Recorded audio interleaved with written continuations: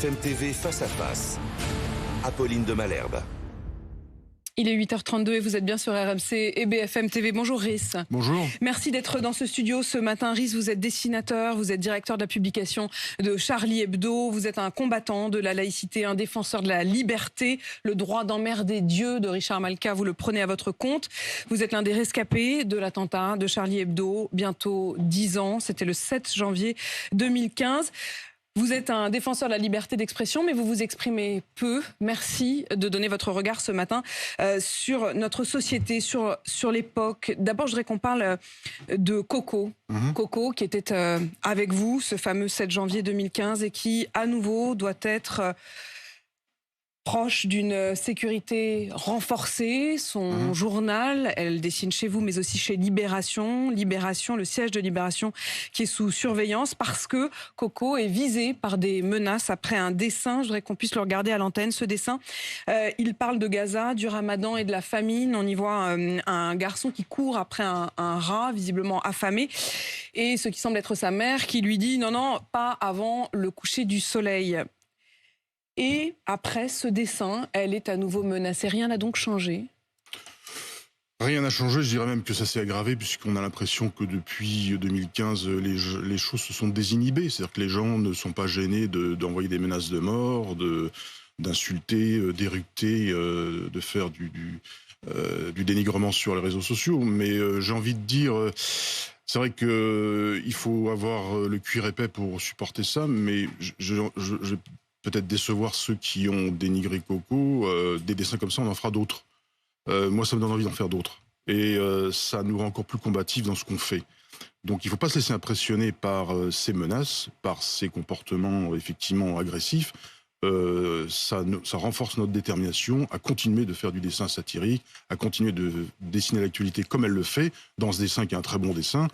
Et voilà, donc il ne faut pas baisser les bras, il ne faut pas se laisser impressionner par ces gens-là, en fait. Voilà. À la fois, vous dites, ça s'est aggravé, et en même temps, vous avez cette envie de continuer. Vous n'avez d'ailleurs, vous l'avez toujours dit, les dessins qui ont ensuite été pris comme prétexte par les frères Kouachi pour aller décimer la rédaction de Charlie Hebdo, vous les auriez publiés à nouveau, encore, vous continuez, vous avez repris le flambeau.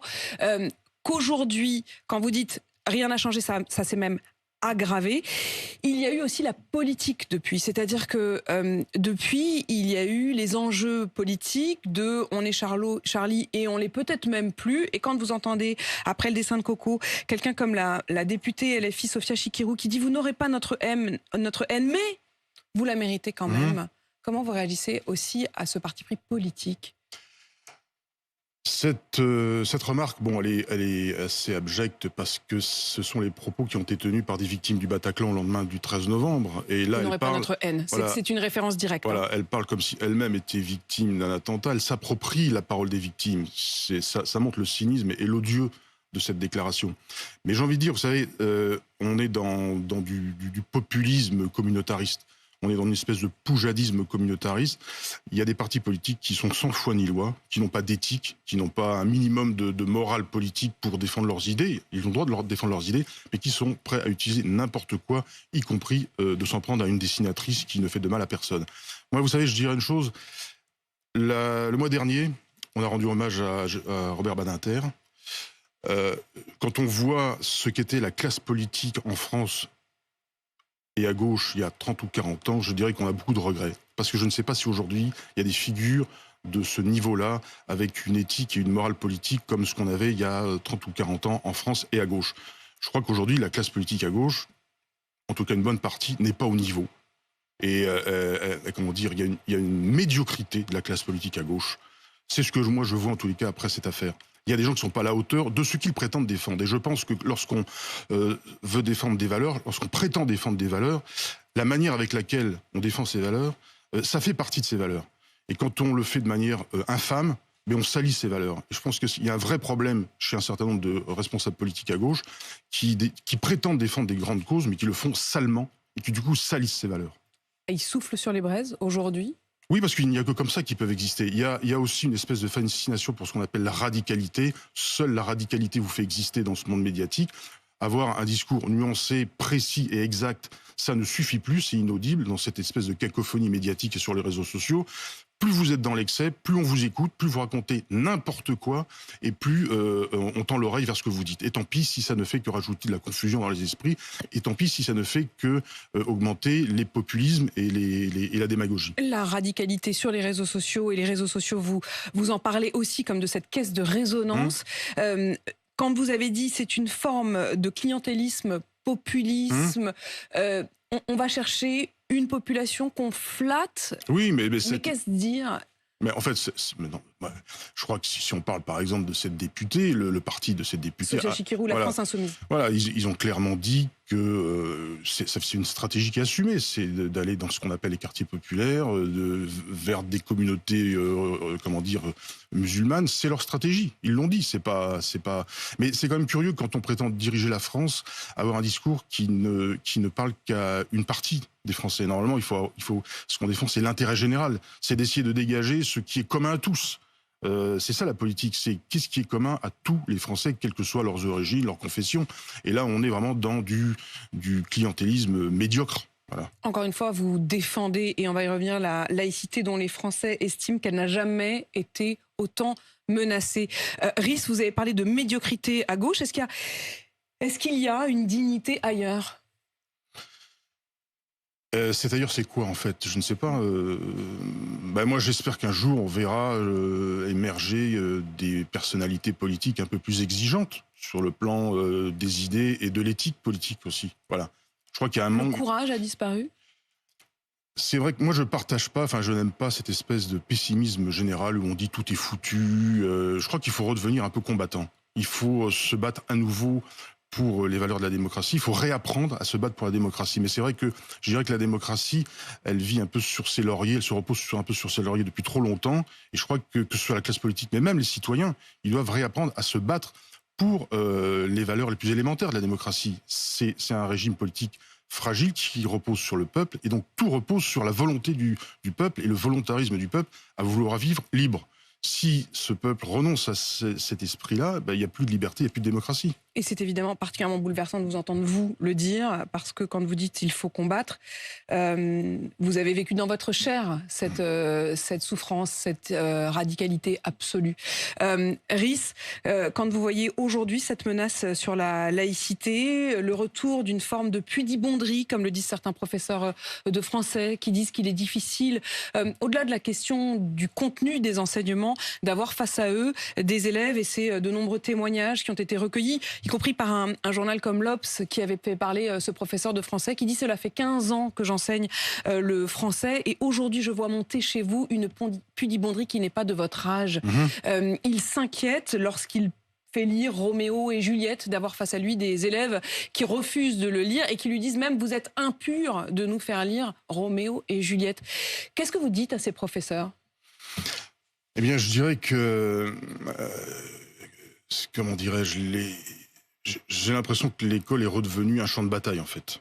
Un champ de bataille politique, et qu'on est à nouveau en face d'une nouvelle guerre scolaire. C'est devenu un terrain, c'est devenu un enjeu presque, un champ de bataille.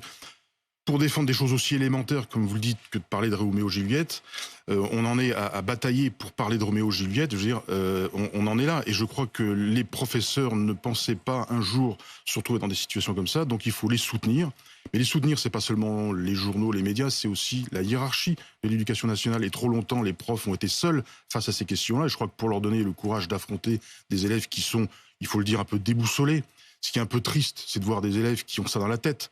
On a envie de les rendre un peu plus libres. Vous savez, la semaine dernière, je faisais un débat avec 2 dessinateurs iraniens. Et je leur disais, mais moi, j'ai eu la chance de naître dans une démocratie. Je ne sais pas ce que c'est que la dictature, que vous êtes né dans une dictature. Je crois aujourd'hui que les élèves qui réagissent comme ça en France, ils ne se rendent pas compte de ce que c'est que de vivre dans une dictature où ils ne seront pas libres.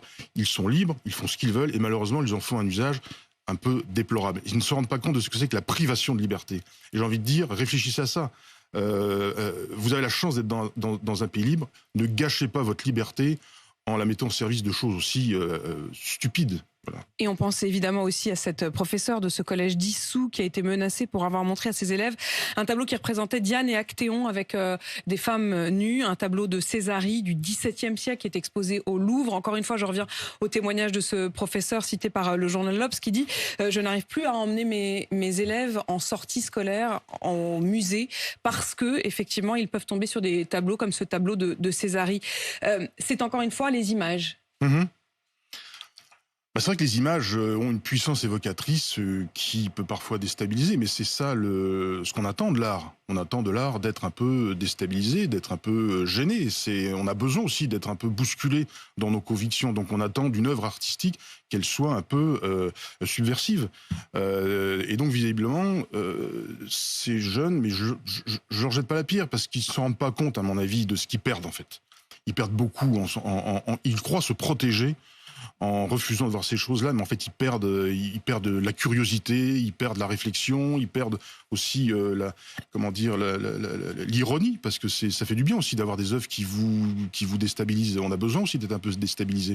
C'est le retour du religieux. C'est sûr qu'on a vu depuis ces dernières années, le religieux n'a jamais disparu, mais il y a la prétention du religieux de revenir dans l'espace public et de réorganiser le débat public. Et on retrouve en fait des phénomènes qu'on connaît depuis des siècles. C'est que les libertés se restreignent. La morale est toujours là pour interdire et restreindre les libertés. Elle n'est pas là pour les émanciper. La gauche a longtemps été celle qui émancipait, notamment de la morale. Et on sent que là-dessus, vous vous sentez trahi. Trahi, oui, déçu, ça c'est sûr. Mais encore une fois, j'ose espérer que c'est peut-être un problème de génération. Je crois que cette génération de responsables politiques qui aujourd'hui prétend être de gauche, elle n'est pas à la hauteur des enjeux historiques de ce que doit faire la gauche. J'espère que ça va créer une nouvelle génération, peut-être plus audacieuse, qui balayera celle actuellement en poste. Voilà. Vous avez l'air de porter à la fois tant de tristesse et tant d'optimisme. Mais il faut être optimiste. Il faut être optimiste parce qu'il faut être combatif. Je crois que l'esprit de combat, c'est ce qui vous fait, c'est ce qui vous fait vivre. Enfin, on vit pour améliorer les choses. Rhys, la sœur de Samuel Paty, demande à l'État de reconnaître sa responsabilité dans la mort de son frère, Samuel Paty. Elle estime que les menaces qui pesaient sur lui n'ont pas été prises en compte. Est-ce que vous entendez cette part aussi de responsabilité de nos dirigeants, de l'administration, d'une forme de pas de vague ? C'est sûr que pendant trop longtemps, les responsables politiques, mais même bien avant les attentats, n'ont pas voulu croire que toutes ces valeurs allaient être à ce point remises en cause et attaquées. Dans les années 90, Charlie Hebdo avait souvent été victime de procès venant plutôt de catholiques intégristes. Et c'est vrai qu'à l'époque, le rédacteur en chef de l'époque, Philippe Val, était un peu agacé de voir que dans la presse, personne ne parlait de ce harcèlement judiciaire dont Charlie Hebdo était victime. Et c'est vrai que pendant longtemps, on a un peu traité ce qu'avait vécu Charlie comme une histoire un peu marginale. Voilà. Mais maintenant, c'est plus marginal. Maintenant, c'est les profs. Maintenant, c'est tout le monde. C'est plus simplement quelques dessinateurs d'un journal satirique qui sont menacés ou intimidés. C'est tout le monde. Et c'est vrai que la classe politique, elle a plusieurs trains de retard sur ces questions-là. Plusieurs trains de retard. Et encore une fois, vous le dites, les choses auraient pu être... Et c'est le sentiment que ça avait donné immédiatement après, une forme de déflagration, de plus jamais ça, mais les choses n'ont pas fondamentalement ou profondément changé. Ce qui a quand même changé, c'est qu'aujourd'hui, quand même, on voit aussi des universitaires, des professeurs qui traitent de ces questions-là, on voit des gens comme Hugo Micheron, des chercheurs, enfin il y a quand même des choses qui se disent, qui ne se disent. Hugo Micheron que j'ai souvent reçu ici, qui effectivement parle de la question de la djihadisation en France et en Europe, d'une manière très scientifique, sans y mettre justement l'affect. Et sur les questions politiques, il le dit souvent, et je le précise ici, il dit souvent qu'il y a une hystérisation par l'extrême droite, une forme de lâcheté par l'extrême gauche, et qu'il est très difficile aujourd'hui de faire son métier. Et sa ligne de crête, c'est justement les faits, la rigueur. C'est un peu la position inconfortable dans laquelle est Charlie, où à la fois, effectivement, il faut combattre les populismes d'extrême droite et en même temps les populismes d'extrême gauche communautaristes. Il faut trouver le juste milieu tout en étant déterminé. Mais être déterminé, ça ne veut pas dire être dans une radicalité bornée et stupide.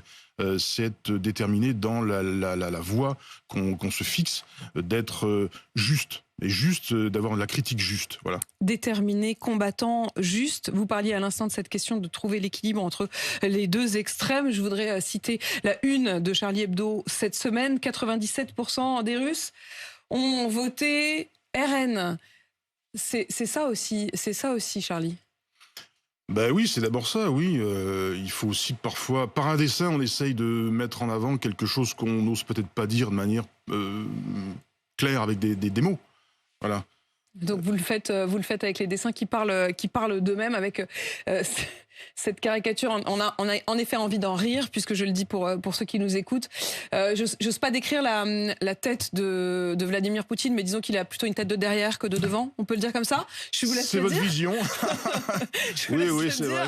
Heureusement que le dessin parle de lui-même, et je vous recommande évidemment d'aller le voir. Vous parliez à l'instant de la question de la transmission de l'université, des étudiants, des professeurs. Vous avez évidemment suivi ce qu'il s'est passé à Sciences Po. Sciences Po qui est cette emblématique école parisienne où des élèves du militant pro-palestinien ont pris l'amphithéâtre, l'ont occupé pendant plusieurs heures et ont, semble-t-il, exclu de cet amphithéâtre des élèves de confession juive. Comment vous réagissez à ça ? Déjà, ce qui est quand même assez sidérant, c'est qu'on est censé être dans une école qui est censée former des élites. Quelle élite ça va former qu'est-ce qui va sortir comme élite d'une école où se déroulent des choses comme ça ? Parce que là, c'est quand même Sciences Po. On se demande ce que ces jeunes ont dans la tête. Moi, je veux bien qu'on milite pour défendre le droit des Palestiniens, parce qu'effectivement, leurs droits sont bafoués. Il y a effectivement des problèmes politiques considérables sur la question palestinienne. Mais c'est encore ce que je disais au début. La manière avec laquelle on défend une cause, ça fait partie de la cause. Et si on la défend n'importe comment, on la salit. Et des fois, j'ai envie de dire, quand je vois le sort des Palestiniens, non seulement ce qu'ils vivent est difficile, mais je dirais que souvent, ils sont bien mal défendus. Et ceux qui prétendent les défendre, à mon avis, les enfoncent encore plus et rendent leur cause encore plus illisible. Comment voulez-vous avoir envie de défendre des Palestiniens si on vous explique que pour les défendre, il faut exclure des étudiants juifs d'une fac ? C'est ça la cause palestinienne ? Ça n'élève pas la cause palestinienne, ça la salit. Et je pense que les gens qui font ça abîment la cause palestinienne. Voilà. Rhys, vous faites une sorte de tour de France des universités, des écoles. Vous allez à la rencontre de ce que vous dites être aussi la France de demain, ceux qui ont entre 18 et 25 ans. Ils vous disent quoi aujourd'hui ? Est-ce que Charlie, ça leur parle ? En fait, Charlie, en tous les cas, ça les intrigue. Ils viennent nous voir en nombre et ils posent beaucoup de questions. Ils aimeraient comprendre comment fonctionne la liberté d'expression. Qu'est-ce qu'on peut dire ? Qu'est-ce qu'on peut pas dire ? C'est vrai que c'est pas facile à comprendre, la liberté d'expression. C'est subtil. Il y a des questions juridiques. On peut dire beaucoup de choses, mais on peut pas non plus tout dire. Donc, on leur fait part un peu de notre expérience devant les tribunaux pour leur expliquer qu'il faut aussi qu'ils aient confiance dans la liberté d'expression. Il ne faut pas avoir peur de s'exprimer. À partir du moment où on respecte un minimum de règles, la diffamation, l'injure ou la discrimination, on peut dire ce qu'on veut. Peur. Quand quelqu'un comme vous le dit, vous qui avez rencontré la mort en face, qui avez perdu vos camarades, qui avez traversé ce massacre, quand vous dites il ne faut pas avoir peur, vous-même, vous n'avez pas peur ? Non, il ne faut jamais avoir peur. Il faut être déterminé dans ce qu'on veut défendre. Si on a la main qui tremble, l'adversaire le sait et il a gagné. Voilà. C'est le plus déterminé qui gagne. Voilà. Vous avez souvent parlé du silence qui avait suivi les quelques minutes de la tuerie à proprement parler, où vous restez dans cet endroit, dans ce silence. Vous y repensez, il vous habite ? Je crois que les gens qui ont vécu ça, ils pensent tout le temps. Voilà. Que ce soit moi ou d'autres, parfois on en parle, ça vous imprègne, c'est presque physique. C'est une sensation physique de vivre ces choses-là. C'est une violence à la fois physique, psychique, et vous n'arriverez jamais à vous en débarrasser. On vit avec, voilà. Mais en même temps, je me dis, il faut essayer de transformer ça aussi en force. Ça vous donne la force de continuer et d'être encore plus combatif. C'est-à-dire que ce qu'on nous a infligé, la violence qu'on nous a infligée, moi, ça me donne de l'énergie pour être encore plus déterminé. Voilà. Est-ce que vous savez comment elle va, Coco, justement là ? Est-ce qu'elle a peur ou est-ce qu'elle n'a pas peur ? Coco, elle est courageuse et elle est déterminée. Je crois qu'elle est un peu dans l'état d'esprit que je décris. Je l'ai rencontrée il n'y a pas très longtemps. On l'a réconfortée, on l'a soutenue. Ça lui a fait du bien. Mais je dirais, bon, elle n'est pas seule. C'est ça qui compte. Voilà. Et aujourd'hui, vous ne vous sentez pas seul? Mais je vous dis, quand on rencontre des étudiants, en fait, on s'aperçoit qu'on n'est pas seul. En fait, il y a beaucoup de gens, en fait, qui viennent vers Charlie Hebdo, qui nous interrogent et qui veulent comprendre et qui sont curieux de Charlie Hebdo. Donc, on n'a jamais été seul, en fait. Et vous l'êtes encore moins après cet entretien. Merci Rhys d'avoir partagé avec nous aujourd'hui encore votre regard sur notre époque, sur cette laïcité en danger. Combattant, déterminé, n'ayons pas peur. Rhys, dessinateur et directeur donc de la publication de Charlie Hebdo. Il est 8h52 sur RMC BFM TV.